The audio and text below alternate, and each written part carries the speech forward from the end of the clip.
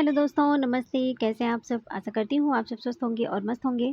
दोस्तों, मेरा नाम चंदा शर्मा है। मेरे यूट्यूब चैनल टीचिंग बाय चंदा शर्मा में आप सभी का स्वागत है।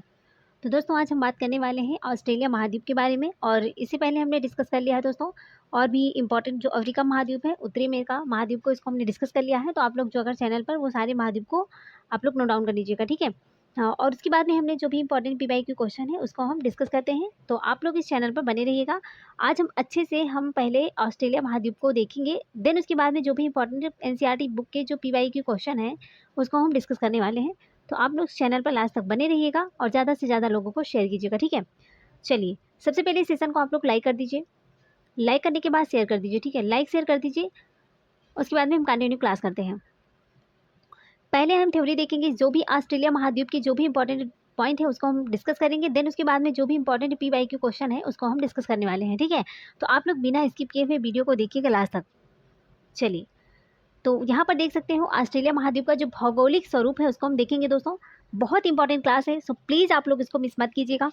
बहुत ही ज़्यादा हेल्पफुल क्लास होगी आप लोगों के लिए, ठीक है। चलिए, तो आप देख सकते हो यहाँ पर ये है हमारा संसार में ऑस्ट्रेलिया महाद्वीप की स्थिति कहाँ पर है। तो आप लोग देख सकते हो ये है ऑस्ट्रेलिया महाद्वीप, ठीक है। ये है ऑस्ट्रेलिया महाद्वीप। ये एशिया है, यूरोप है, अफ्रीका है, उत्तरी अमेरिका, दक्षिणी अमेरिका और ये है ऑस्ट्रेलिया, ठीक है। चलिए, देखिए दोस्तों, यहाँ पर लिखा है ऑस्ट्रेलिया के महाद्वीपीय क्षेत्र, स्थिति एवं विस्तार को मानचित्र में पहचाना, है ना। ये सारी चीज़ें यहाँ पर दिया गया है। तो हम एक एक चीज़ को हम डिस्कस करेंगे। चलिए, सबसे पहले हम देखते हैं जो ऑस्ट्रेलिया है ये दक्षिणी गोलार्ध में हिंद महासागर व प्रशांत महासागर में स्थित क्षेत्रफल की दृष्टि से विश्व का सबसे छोटा महाद्वीप। बहुत इंपॉर्टेंट ये पॉइंट है दोस्तों, ये पॉइंट बहुत ज़्यादा इंपॉर्टेंट है कि विश्व का सबसे छोटा महाद्वीप कौन सा है? ऑस्ट्रेलिया महाद्वीप है। ऑस्ट्रेलिया जो महाद्वीप है ये दक्षिणी गोलार्ध में, कहाँ पर? तो दक्षिणी गोलार्ध में हिंद महासागर व प्रशांत महासागर में स्थित क्षेत्रफल की दृष्टि से विश्व का सबसे छोटा महाद्वीप है। देख सकते हो दोस्तों, ये है हिंद महासागर और ये है प्रशांत महासागर, है ना। चलिए आगे देखते हैं। ऑस्ट्रेलिया, तस्मानिया, न्यूजीलैंड तथा आसपास के द्वीपों को मिलाकर ऑस्ट्रेलिया का भौगोलिक स्वरूप ओसेनिया महाद्वीप के नाम से भी जाना जाता है। ऑस्ट्रेलिया को ही ओसेनिया महाद्वीप के नाम से भी जानते हैं। इस महाद्वीप के प्रधान स्थलखंड ऑस्ट्रेलिया का अक्षांशीय जो विस्तार है दोस्तों 10 डिग्री दक्षिण अक्षांश से 39 डिग्री दक्षिण अक्षांश तक तथा देशांतरीय विस्तार 113 डिग्री पूर्वी देशांत से 153 डिग्री पूर्वी देशांतर के मध्य स्थित है। मकर रेखा इसके मध्य से गुजरती है। ये जो आप लोग देख सकते हो ये है मकर रेखा। ये वाली जो रेखा है ना दोस्तों, ये है मकर रेखा। यहाँ पर देख सकते हो मकर रेखा।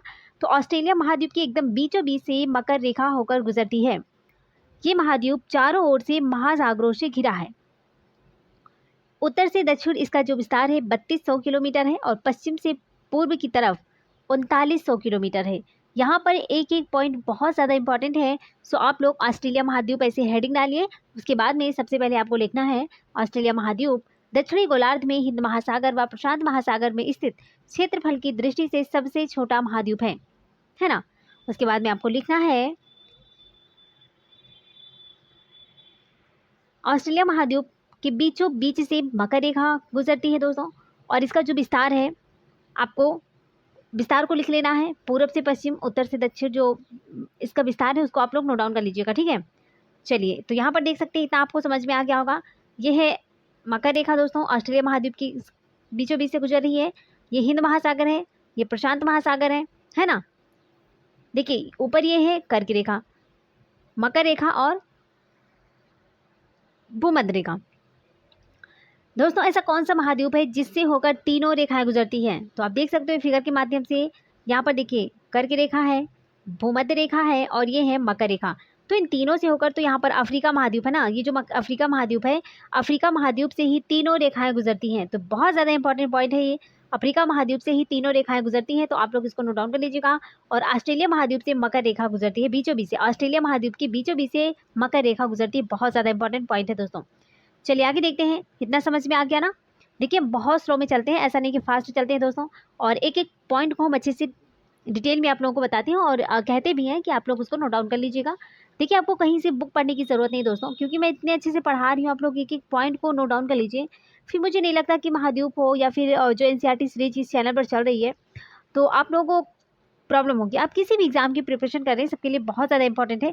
चाहे आप यूपी की कर रहे हैं, आरओ की कर रहे हैं, है ना, आरओ कर रहे हैं, यूपी पीसीएस की कर रहे हैं, या फिर बीपीएससी का 3.0 है, वो तो एग्ज़ाम हो गया। 4.0 है, इसकी तैयारी कर रहे हो, या फिर बिहार पुलिस, किसी भी एग्ज़ाम की तैयारी कर रहे हो, सबके लिए बहुत ज़्यादा इंपॉर्टेंट क्लास है। ठीक है, चलिए आगे देखते हैं दोस्तों। यहाँ पर लिखा है कि ऑस्ट्रेलिया के पूर्व में कोरल सागर, प्रशांत महासागर तथा तस्मान सागर है। तो ऑस्ट्रेलिया के पूर्व में क्या है? कोरल सागर है, प्रशांत महासागर है और तस्मान सागर है।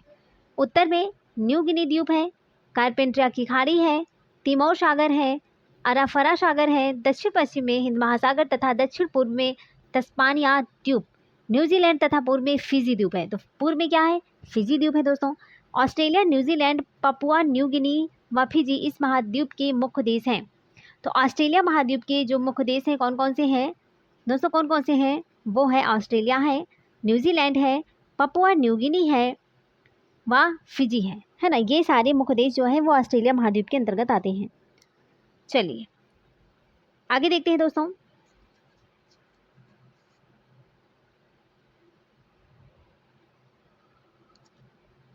देखिए दोस्तों, विश्व में ऑस्ट्रेलिया ही एकमात्र ऐसा देश है जो पूरे महाद्वीप पर फैला है। विश्व में ऑस्ट्रेलिया ही एकमात्र ऐसा देश है जो पूरे महाद्वीप में फैला है, इसलिए इसे द्वीपीय महाद्वीप भी कहते हैं। द्वीपीय महाद्वीप किसे कहते हैं दोस्तों? तो ऑस्ट्रेलिया महाद्वीप को द्वीपीय महाद्वीप भी कहते हैं। ऑस्ट्रेलिया का क्षेत्रफल कितना है? तो ऑस्ट्रेलिया का जो क्षेत्रफल है दोस्तों वो कितना है? आप लोग देख सकते हैं 7686850 वर्ग किलोमीटर है। आप लोग जैसे मोबाइल नंबर नहीं याद करते हो उस टाइप में याद करना, तब याद होगा, नहीं तो ऐसे नहीं याद कर सकते। नहीं तो अपनी अपनी ट्रिक है, आपको जैसे मन करे वैसे याद कर सकते हो। लेकिन मैं यही कहूँगी कि अगर आप लोग मोबाइल के नंबर जैसे याद करते हो ना उस टाइप में याद करो। जैसे 76 हो गया, 76 86 850, 76 86 850 वर्ग किलोमीटर है ऑस्ट्रेलिया महाद्वीप का क्षेत्रफल। ठीक है। अच्छा, सबसे पहले इंपॉर्टेंट बात ये होती है कि द्वीप किसे कहते हैं। तो दोस्तों, ऐसा भूभाग जो चारों ओर से जल से घिरा होता है द्वीप कहलाता है।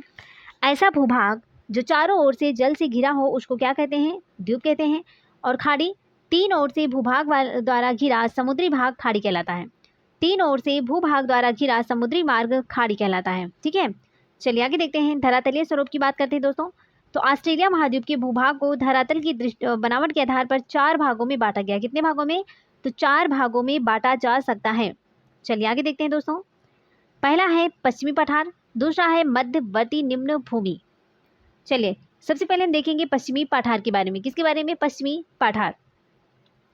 देखिए, ऑस्ट्रेलिया का पश्चिमी भाग एक विस्तृत पठारी क्षेत्र है जो महाद्वीप के लगभग 2/3 भाग पर उत्तर से दक्षिण तक फैला हुआ है। यह वर्षा की कमी के कारण मरुस्थल या अर्ध मरुस्थल है। उत्तरी भाग में ग्रैंड सैंडी मरुस्थल तथा दक्षिणी भाग में ग्रेट विक्टोरिया मरुस्थल फैले हैं। तो उत्तरी भाग में क्या है दोस्तों? उत्तरी भाग में ग्रेट सैंडी मरुस्थल है और दक्षिणी भाग में ग्रेट विक्टोरिया मरुस्थल है। यह क्षेत्र पुरानी चट्टानों का बना है। यहाँ अनेक खनिजों के भंडार हैं जिसमें कालगूरली तथा कुलगाड़ी सोने की खाने विश्व फेमस है। बहुत ज़्यादा इंपॉर्टेंट है, ये दोनों पॉइंट बहुत ज़्यादा इंपॉर्टेंट है।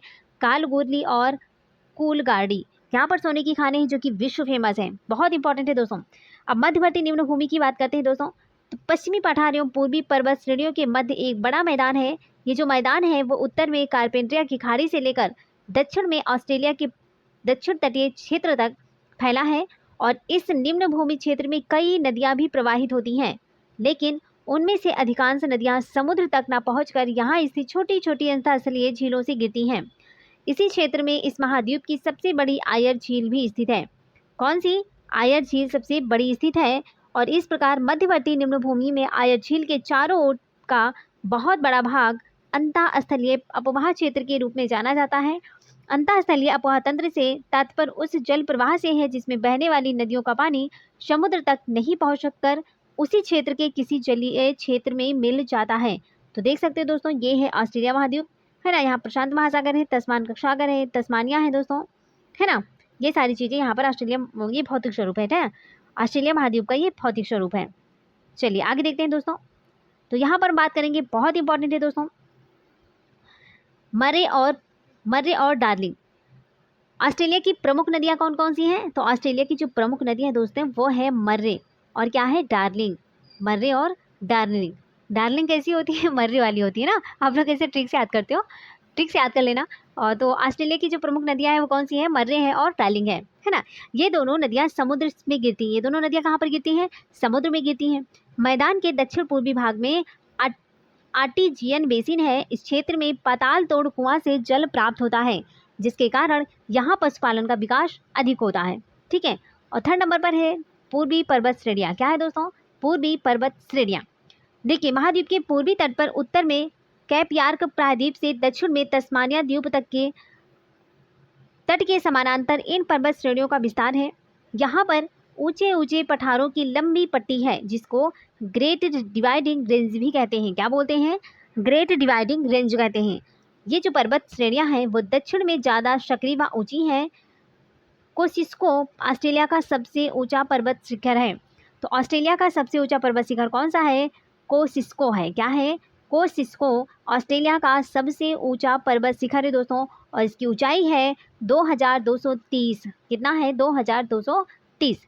नेक्स्ट है दोस्तों तटीय मैदान के बारे में बात करेंगे। तो महाद्वीप के चारों ओर महासागरीय जल है। सब लोग जानते हैं कि ऑस्ट्रेलिया महाद्वीप के चारों ओर महासागरीय जल है, इसलिए महाद्वीप के चारों ओर सक्रिय समुद्री तटीय मैदान पाए जाते हैं। यहाँ समुद्री रेत और नदियों के मुहाने पर जलोढ़ मिट्टी पाई जाती है। कौन सी मिट्टी, जलोढ़ मिट्टी पाई जाती है। ऑस्ट्रेलिया के उत्तर पूर्वी तट के साथ साथ समुद्र में एक विशाल प्रवाल भित्ति मूंगे की चट्टान पाई जाती है। इसे यहाँ ग्रेट बैरियर रीफ भी कहा जाता है। क्या कहते हैं, ग्रेट बैरियर रीफ भी कहा जाता है। विश्व प्रसिद्ध इस प्रवाल भित्ति की जो लंबाई है 1920 किलोमीटर है, जो तट से 11 किलोमीटर से लगभग 100 किलोमीटर दूर तक फैली है। इस प्रवाल भित्ति का जो निर्माण है प्रवाल नाम के अत्यंत छोटे छोटे जीवों की अस्थिपंजरों के जमाव से हुआ है। प्रवाल एक प्रकार के छोटे समुद्री जीव हैं।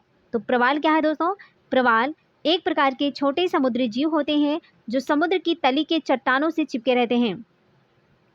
प्रवाल उष्णकटिबंधीय समुद्रों के स्वच्छ और उथले जल में ही अच्छी तरह से पनपते हैं। प्रवाल जीवों के मरने पर उनके अस्थिपंजर अपने स्थान पर ही जमे रह जाते हैं और नए प्रवाल उनके ऊपर जन्म ले लेते हैं। प्रवाल के अस्थिपंजरों के इस विशाल जमाव को प्रवाल भित्ति कहते हैं। क्या बोलते हैं, प्रवाल भित्ति कहते हैं।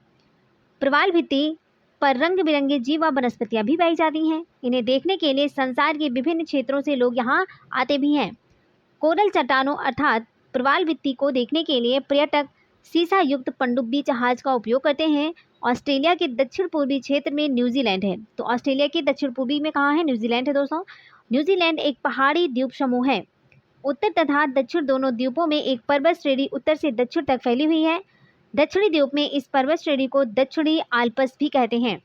न्यूजीलैंड के उत्तरी तथा दक्षिणी द्वीपों को सक्रिय कुक जलसंधि एक दूसरे से अलग करती है। तो कौन सी जलसंधि, सक्रिय कुक जलसंधि। कुक जलसंधि ये एक दूसरे को अलग करती है। न्यूजीलैंड के उत्तरी तथा दक्षिणी द्वीपों को कुक जलसंधि एक दूसरे से अलग करती है दोस्तों। अब बात करेंगे जलवायु के बारे में। देखिए, ऑस्ट्रेलिया दोस्तों वो दक्षिणी गोलार्ध में स्थित महाद्वीप है, इसको तो हमने पहले बताया था, और इसलिए यहाँ उत्तरी गोलार्ध के विपरीत ऋतुएं भी चलती हैं।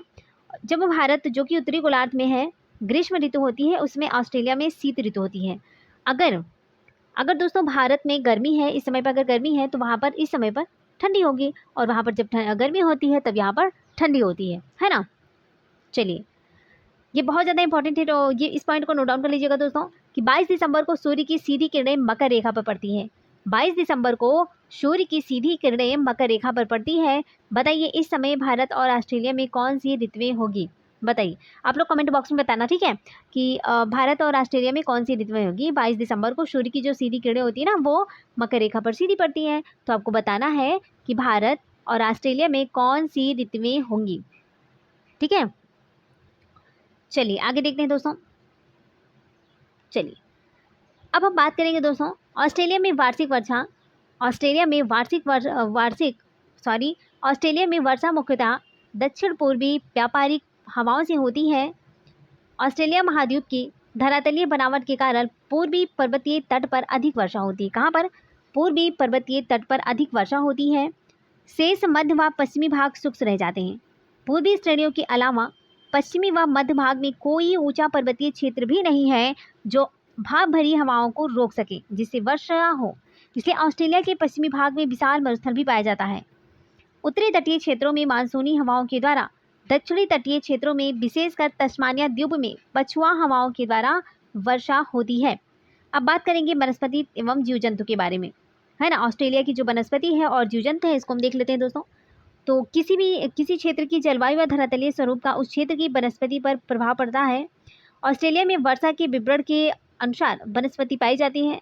तटीय क्षेत्रों में जहाँ अधिक वर्षा होती है वहाँ बड़े बड़े वृक्ष व वन भी पाए जाते हैं। पश्चिमी एवं मध्यवर्ती शुष्क भागों में कटीली झाड़ियाँ व घास पाई जाती हैं। तो कौन सी झाड़ियाँ?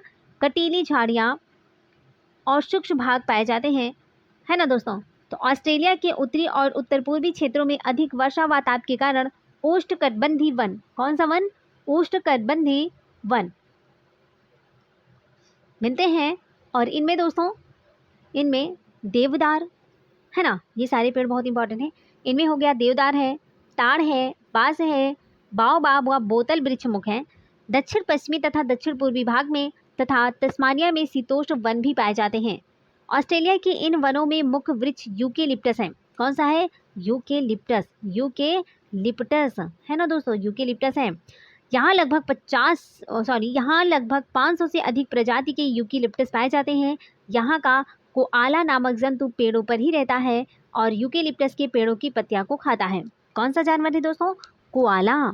कौन सा? कोआला नामक जंतु पेड़ पे रहते हैं और यूकेलिप्टस की जो पत्तियां होती है ना उसी को वो खा जाता है। चलिए आगे देखते हैं। ऑस्ट्रेलिया के मध्यवर्ती भाग के कम वर्षा वाले क्षेत्रों में पेड़ व घास साथ साथ होती है। यहाँ 2 प्रकार की घास भूमि मिलती है। उत्तरी क्षेत्र में उष्णकटिबंधीय घास भूमि और दक्षिण के मार्ले डार्लिंग बेसिन में शीतोष्ण घास भूमि है, जिसको क्या बोलते हैं? तो डाउन्स के नाम से जानते हैं। ऑस्ट्रेलिया का जो घास का मैदान है उसको क्या बोलते हैं दोस्तों? उसको डाउन्स बोलते हैं, ठीक है। चलिए, तो इस क्षेत्र में कंगारू नामक जंतु की बहुलता है। कंगारू ऑस्ट्रेलिया का प्रतीक चिन्ह है। कंगारू ऑस्ट्रेलिया का प्रतीक चिन्ह है। एमो, कोकाबर्रा तथा लायर बर्ड ऑस्ट्रेलिया के विभिन्न पक्षी हैं। तो ऑस्ट्रेलिया के विभिन्न पक्षी कौन कौन से हैं? कोकाबर्रा है, लायर बर्ड है और एमू है। अगर बात करें जंतु के बारे में तो जंतु है कंगारू और पक्षी है कोकाबर्रा, लायर बर्ड और एमू पक्षी, ठीक है। चलिए आगे देखते हैं दोस्तों। एमू की बात करेंगे। बड़े आकार का पक्षी जो उड़ नहीं सकता लेकिन तेज दौड़ता है। अच्छा बताइए, ऐसा कौन सा पक्षी है जो उड़ नहीं सकता लेकिन बहुत तेज दौड़ता है? वो है एमू। कोकाबर्रा की बात करते हैं तो विचित्र बोली व हंसी के कारण उसे लाफिंग जयकाल भी कहते हैं। लाफिंग जयकाल किसे कहते हैं? तो लाफिंग जयकाल कहते हैं दोस्तों कोकाबर्रा को, ठीक है। लायर बर्ड की बात करते हैं दोस्तों, तो संसार के सबसे सुंदर पक्षियों में से एक है लायर बर्ड। कौन सा है? Lyrebird. ये संसार के सबसे सुंदर पक्षियों में से एक है। चलिए आगे देखते हैं। कीवी तथा पेंगुइन न्यूजीलैंड के फेमस पक्षी हैं। कीवी है और पेंगुइन ये न्यूजीलैंड के सबसे फेमस बर्ड्स हैं। कीवी न्यूजीलैंड का राष्ट्रीय पक्षी है। यह उड़ नहीं सकता है परंतु बहुत तेज दौड़ता है, ठीक है। चलिए आगे देखते हैं दोस्तों। तो दोस्तों यहाँ पर हमारी जो थ्योरी क्लासेस थी ना, थ्योरी को हमने कंप्लीट कर लिया है। अब इसके बाद में जो इंपॉर्टेंट पीवाई का क्वेश्चन है उसको हम फटाफट कर लेते हैं डिस्कस। चलिए, तो यहाँ पर मेरा पहला क्वेश्चन है दोस्तों कि किस देश को प्यासी भूमि का देश कहते हैं? बताइए। सऊदी अरब को कहेंगे, इजराइल को कहेंगे, ऑस्ट्रेलिया को या फिर चाइना को? किस देश को प्यासी भूमि का देश कहते हैं? तो प्यासी भूमि का देश कहते हैं दोस्तों ऑस्ट्रेलिया को। Option C is the right answer, Australia को। ऑस्ट्रेलिया को प्यासी भूमि का देश कहते हैं क्योंकि इसके बहुत बड़े भाग में कम वर्षा होती है तथा ऑस्ट्रेलिया सबसे छोटा महाद्वीप है जो कि पूरी तरह से दक्षिणी गोलार्ध में स्थित है। मोस्ट इंपॉर्टेंट है। नेक्स्ट क्वेश्चन है दोस्तों कि ऑस्ट्रेलिया के संदर्भ में निम्नलिखित में से कौन सा कथन सत्य है? मकर रेखा ऑस्ट्रेलिया को 2 भागों में बांटती है, अर्थात यह ऑस्ट्रेलिया के लगभग मध्य से होकर गुजरती है। सही बात है। ऑस्ट्रेलिया का पश्चिमी भाग एक विस्तृत पठार है। यह महाद्वीप के लगभग 2/3 भाग पर फैला है। ये भी ऑप्शन सही है। नेक्स्ट देखते हैं कि ऑस्ट्रेलिया में पश्चिमी पठार तथा पूर्वी उच्च भूमि के मध्य विस्तृत निम्न भूमि क्षेत्र है। ये भी ऑप्शन सही है। तो इसका राइट आंसर हो जाएगा उपरोक्त सभी, ठीक है।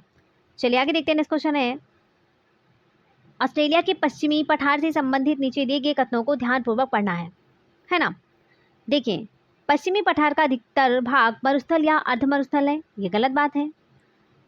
पश्चिमी पठार का अधिकांश भाग सपाट और छोटी छोटी झाड़ियों से ढका है। ऐसा भी नहीं है। ये जो पठार है ये एक नवीनतम पठार है जिस कारण यहाँ पर खनिज संसाधनों का अभाव है।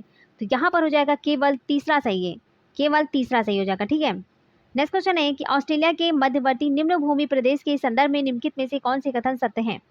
बताइए। मध्यवर्ती निम्न भूमि प्रदेश उत्तर में कारपेंट्रिया की खाड़ी से लेकर मरहा द्वीप को पार करता हुआ ऑस्ट्रेलिया के दक्षिणी तट तक फैला हुआ है। आगे देखते हैं। इस भाग में पर्याप्त वर्षा होती है जिस कारण यहाँ कई नदियों के उद्गम स्रोत हैं।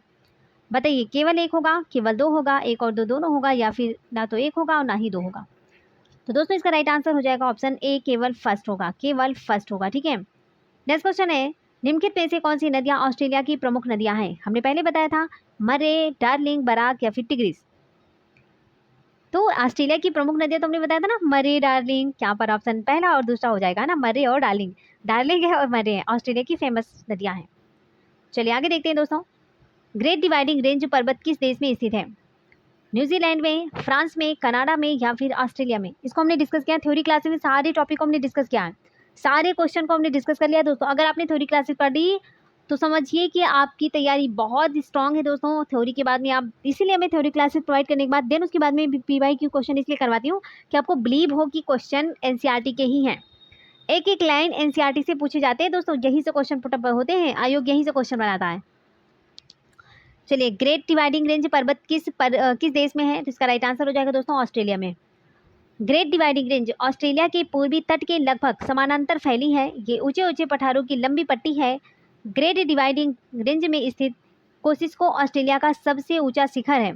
इसको हमने बताया था ना, उत्तर में ये चौड़ी तथा कम ऊंची है किंतु दक्षिण में ये सक्रिय और ऊंची है। इसको हमने डिस्कस किया था। चलिए आगे देखते हैं। नेक्स्ट क्वेश्चन है ऑस्ट्रेलिया के संदर्भ में निम्नलिखित में से कौन सा कथन सत्य है? मरे एवं डार्लिंग नदियों की द्रोड़िया अपवाह क्षेत्र का संबंध मध्यवर्ती निम्न भूमि प्रदेश से है। सही बात है।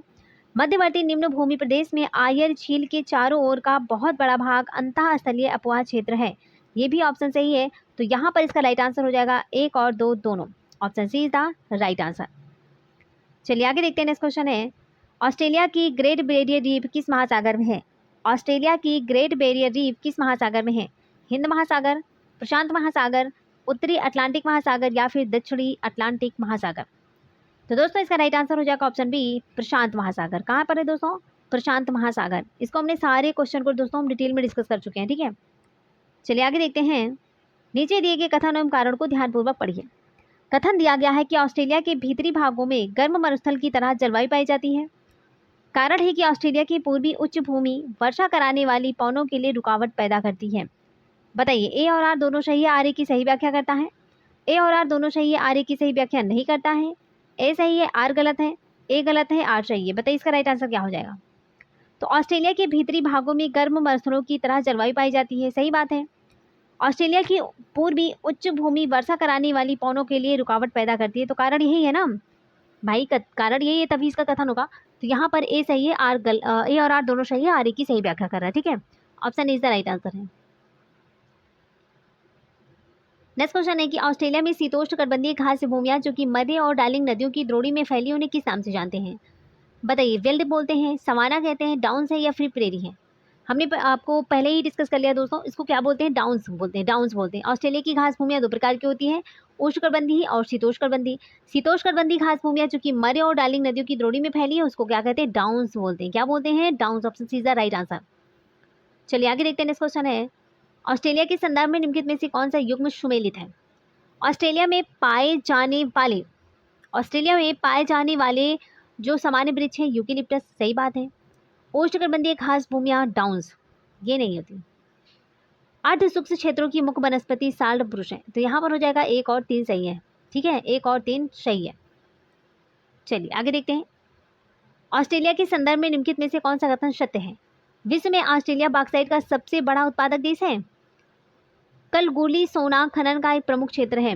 तो बताइए इसका राइट आंसर क्या हो जाएगा? केवल एक सही होगा, दो होगा, एक और दो दोनों है, या फिर ना तो एक होगा ना ही दो होगा दोस्तों? तो दोस्तों इसका राइट आंसर हो जाएगा दोस्तों पहला और दूसरा दोनों सही है। Option C is the right answer. देखिए, विश्व में ऑस्ट्रेलिया बॉक्साइट का सबसे बड़ा उत्पादक देश है, ये बात सही है। कलगुली सोने का खनन एक प्रमुख क्षेत्र है, ये भी सही है। तो एक और दो दोनों सही हो जाएगा। चलिए आगे देखते हैं। तो यहाँ पर दोस्तों हमारे क्वेश्चन समाप्त होते हैं। Thanks for watching. दिन से बने रहने के लिए दोस्तों। हमने यहाँ पर 12+ क्वेश्चन को डिस्कस किया और थ्योरी क्लासेस भी की। तो हम थ्योरी क्लासेस इसलिए कर रहे हैं दोस्तों, एक एक महाद्वीप को भी निपटा रहे हैं। क्लास 6 की जो एनसीईआरटी है वो खत्म हो गई दोस्तों, अब हम 7 की स्टार्ट कर चुके हैं, है ना। तो क्लास जो 6 है उसको खत्म कर लिया, अब क्लास 7, फिर उसके बाद में 8 चलेगा, 9 चलेगा, 10th और 11 12th, है ना। तो सारी जो है कि 6 से लेकर 12 तक की एनसीईआरटी को हम कवर करेंगे दोस्तों। ये सीरीज कंटिन्यू चलती रहेगी, हम ज्योग्राफी को फिनिश कर लेंगे, उसके बाद में हिस्ट्री को स्टार्ट करेंगे। और मुझे उम्मीद है कि आप लोग अपना फीडबैक ज़रूर देंगे, और ये क्लास कैसी लगी आप लोग इसको कमेंट बॉक्स में ज़रूर बताइएगा, ठीक है। और जो भी चैनल पर पहली बार विजिट कर रहे हैं या पहली बार हमें सुन रहे हैं वो क्या करेंगे, सबसे पहले चैनल को सब्सक्राइब करेंगे और बेल आइकन को प्रेस करेंगे, जिससे नेक्स्ट नोटिफिकेशन हम तक जरूर पहुंचे दोस्तों।